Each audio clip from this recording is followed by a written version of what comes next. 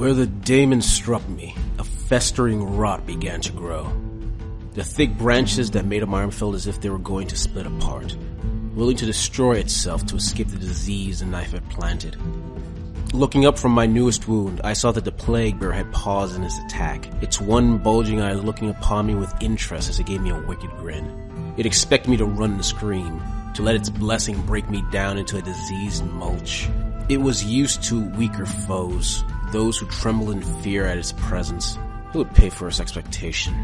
I was not a sapling who grew up in a time of peace, horrified at the mockery of life the servants of Nurgle had created in my home. I was a creature of war, created by the goddess to finally shed this realm of the filth that has infested it. Its smile quickly turned to a frown as it saw the taint on my wound slow, then stop. The sickly green of the fungus turning to a rust-colored powder that blew from my arm in the wind.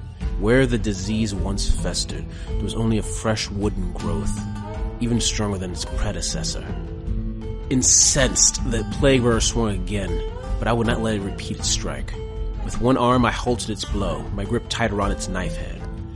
My other arm shoved deep into its exposed guts, my hand pushing deep into intestines and other indescribable organs.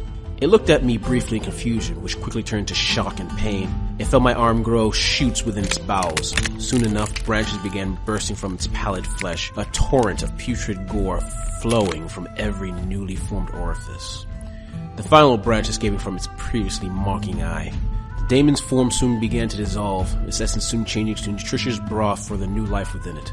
Where before was a threat to the realm was now a young tree, happy to be fed and bathed in the light's radiance. I smiled and looked for another intruder to attack. The newly birthed tree will need some companions after all.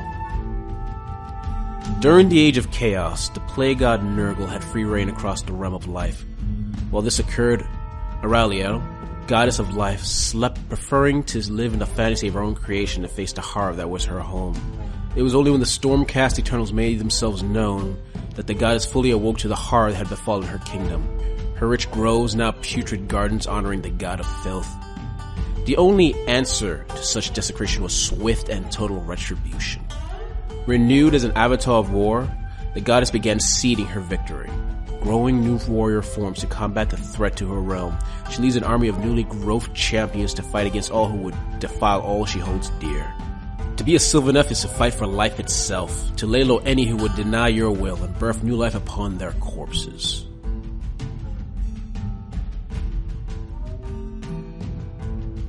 Hey guys, this is Arvandis, and I want to say I hope you enjoyed this video.